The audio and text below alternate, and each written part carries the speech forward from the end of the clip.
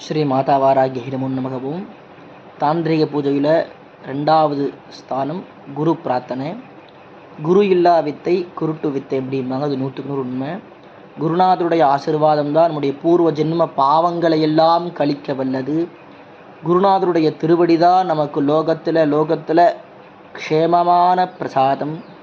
நாம் க்ஷேமமாக வாழ்கிறக்கும் செழிப்போடு இருப்பதற்கும் குருநாதருடைய திருவடியை சிந்திக்கிறது ரொம்ப ரொம்ப அவசியம்.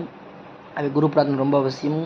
அது எப்படி நமஸ்காரம் பண்ணணும்னு கேட்டுட்டேன்னா, கிழக்கு முகமாக 2 தலவாழையில் போட்டு அதற்கு மேலே நெல்லோ இல்லை பச்சரிசியோ பரப்பி 5 எலுமிச்சை மலம் வச்சு அதற்கு சந்தர்ப்பம் பொட்டிட்டு தர்பைகளால் அலங்காரம் பண்ணி ஓம் கும் குருப்யோ நமஹா என்ற மந்திரத்தால் 108 முறை அபியாக்ஷம் அச்சரங்களால் பூஜை பண்ணி அங்கு பால் பாயாசம், பால் வேறு பாயாசம் வேறு. ஸோ பால் தனியாக, பாயாசம் தனியாக, சுத்த அன்னம் தனியாக, சக்கரை பொங்கல் தனியாக, முன்னதே சொன்னதை போல் தேங்காய்பழம், செவ்வாழைப்பழம் இல்லை வாழைப்பழம், தேங்காயில் விளக்கிட்டு அதை 108 முறை ஜபம் பண்ணிட்டு வந்திருந்தா, கும் குருப்யோ நமங்கிற மந்திரத்தை ஜபம் பண்ணி வந்திருந்தாவே குருவுடைய ஆசீர்வாதம் நமக்கு பூரணமாக கிடைக்கும்.